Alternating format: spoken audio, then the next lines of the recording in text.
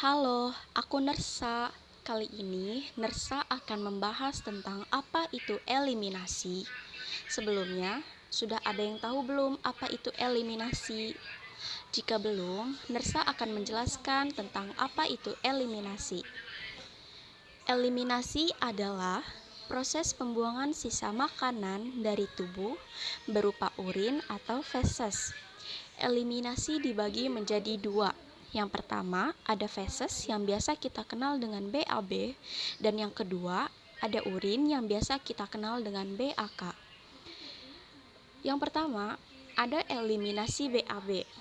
Eliminasi BAB adalah proses pembuangan sisa makanan dari tubuh yang sudah tidak terpakai melalui anus. Terdapat beberapa karakteristik feses normal. Yang pertama yaitu berwarna coklat, yang artinya jika tinja yang sehat memiliki warna kecoklatan hingga coklat tua. Dan yang kedua, terdapat memiliki bau tak sedap yang khas, yaitu bau khas tinja berasal dari pembentukan gas oleh bakteri di dalam usus. Yang ketiga, bertekstur lembut, yaitu tinja yang sehat biasanya berbentuk seperti sosis karena bentuk usus yang memanjang. Dan yang keempat, ada tidak menimbulkan rasa sakit, yaitu usus yang sehat tidak akan menimbulkan rasa sakit ketika buang air besar. Dan yang terakhir, frekuensi BAB normal, yaitu sebagian orang BAB 1 kali dalam sehari, tapi ada juga yang buang air besar hingga 3 kali sehari. Berikut ada beberapa faktor-faktor yang mempengaruhi proses defekasi. Yang pertama ada usia dan perkembangan. Setiap tahap perkembangan atau usia memiliki kemampuan mengontrol proses defekasi yang berbeda. Yang kedua ada diet.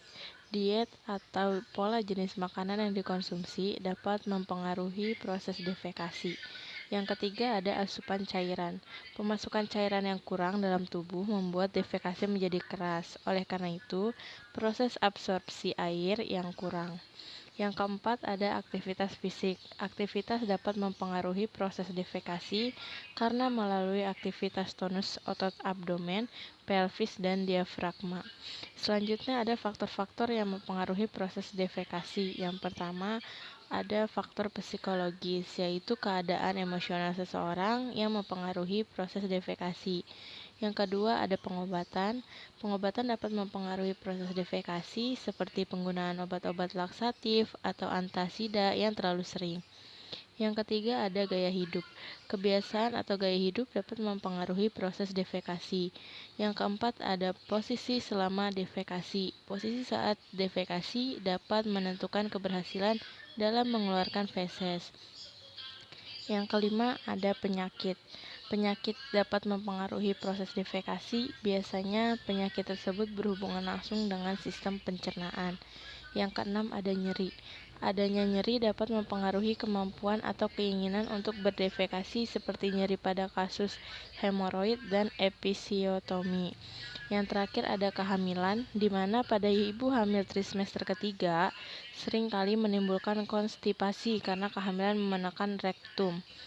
Selanjutnya itu ada beberapa masalah-masalah dalam eliminasi BAB. Yang pertama itu ada konstipasi. Konstipasi itu penurunan frekuensi defekasi atau buang air besar disertai dengan pengeluaran feses yang sulit atau lama, keras atau kering dan mengedan. Yang kedua itu ada fecal infection.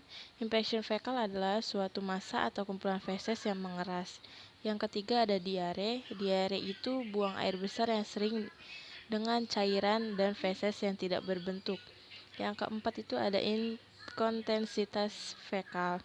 Inkontensia fekal itu ketidakmampuan mengontrol keluarnya feses dan gas dari anus.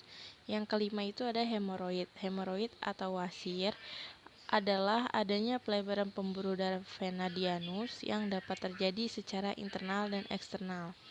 Selanjutnya, cara mencegah dan mengatasi konstipasi. Yang pertama, mengonsumsi makanan kaya serat. Yang kedua, minum cukup air putih. Yang ketiga, makan dalam porsi kecil tapi sering.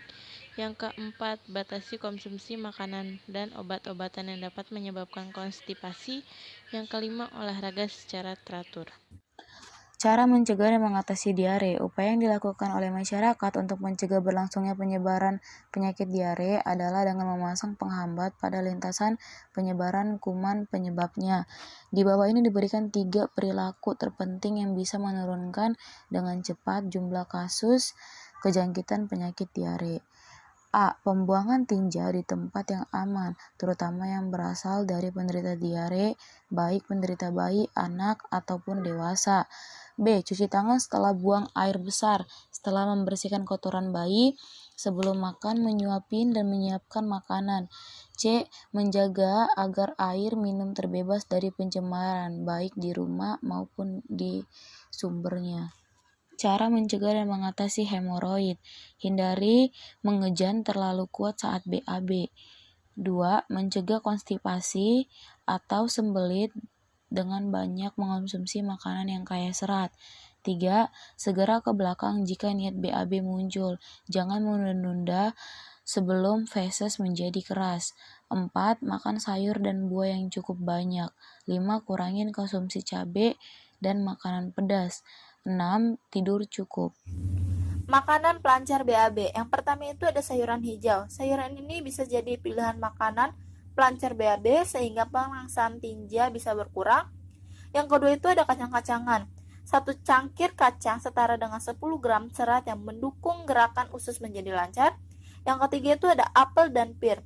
Kandungan serat sorbitol dan fruktosa dalam buah ini sangat baik untuk sistem pencernaan sekaligus mencegah konstipasi.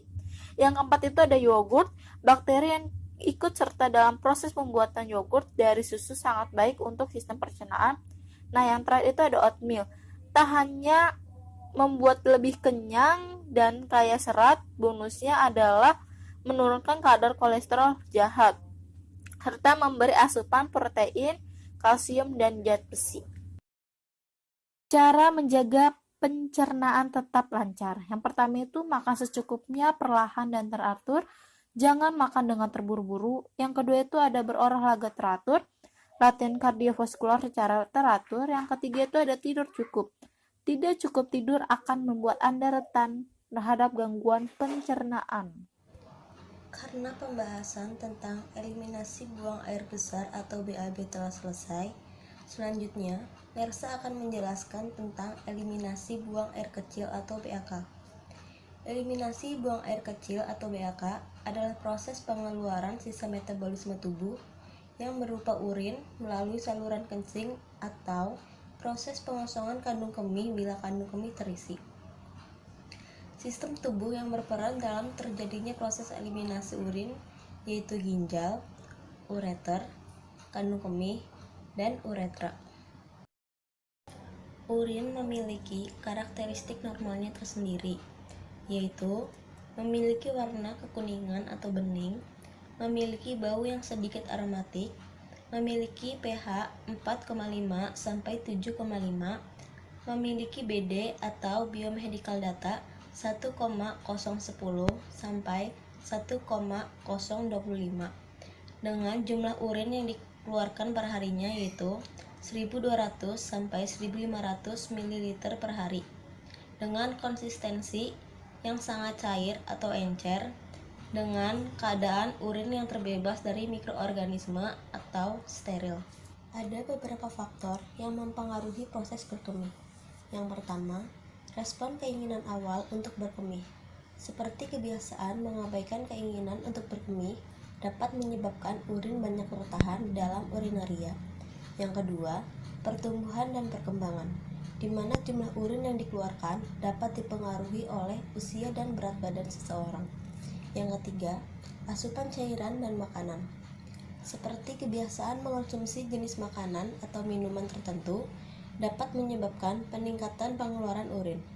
Yang keempat, kebiasaan dan gaya hidup, di mana seseorang yang memiliki kebiasaan berkemih akan mengalami kesulitan untuk berkemih menggunakan pispot pada saat sakit. Yang kelima, faktor psikologis, di mana kondisi stres dan cemas dapat menyebabkan peningkatan stimulus berkemih. Hal-hal yang dapat menimbulkan gangguan buang air kecil atau BAK. Yang pertama, gejala iritasi. Urgensi adalah rasa sangat ingin membuang air kecil hingga terasa sakit. Hal ini terjadi akibat adanya hiperiritabilitas dan hiperaktivitas buli-buli sehingga terjadi inflamasi. Yang kedua, gejala obstruksi. Apabila terdapat obstruksi intravesika, awal pengeluaran urin menjadi lebih lama sehingga harus mengejan untuk memulai miksi.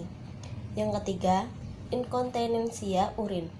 Inkontinensia urin adalah ketidakmampuan seseorang untuk menahan urin yang keluar dari buli-buli, baik disadari ataupun tidak disadari.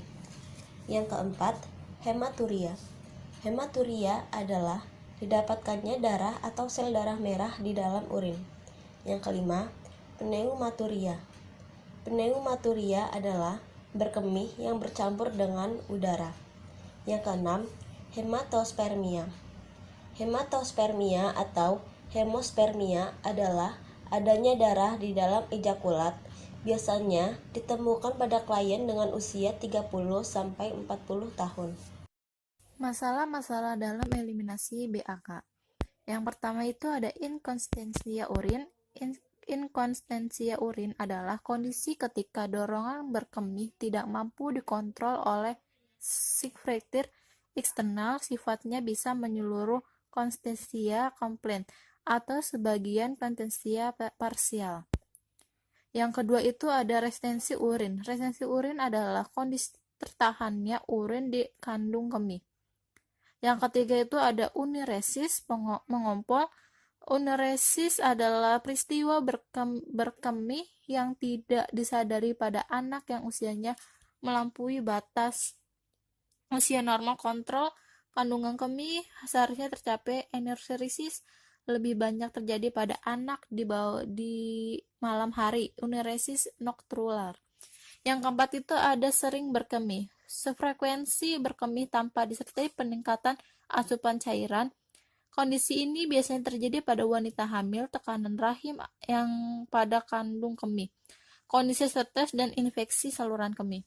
Yang kelima itu ada dysuria, rasa nyeri dan kesulitan saat berkemih. Ini biasanya terjadi pada kasus infeksi uretra. Yang keenam itu ada urgensi. Urgensi adalah perasaan yang sangat kuat untuk berkemih. Ini biasanya terjadi pada anak-anak karena kemampuan kontrol sphinkter mereka yang lemah.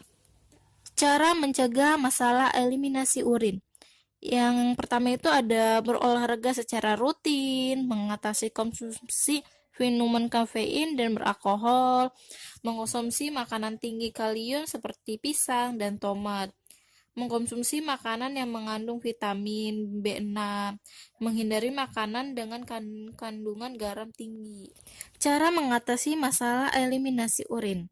Yang pertama itu adalah pengumpulan urin untuk bahan pemeriksaan. Yang kedua itu ada pengambilan urin biasa. Yang ketiga itu ada pengambilan urin steril. Yang keempat itu ada pengambilan urin selama 24 jam. Yang kelima itu ada menolong buang air kecil dengan menggunakan urinal. Yang keenam itu melakukan kauterisasi.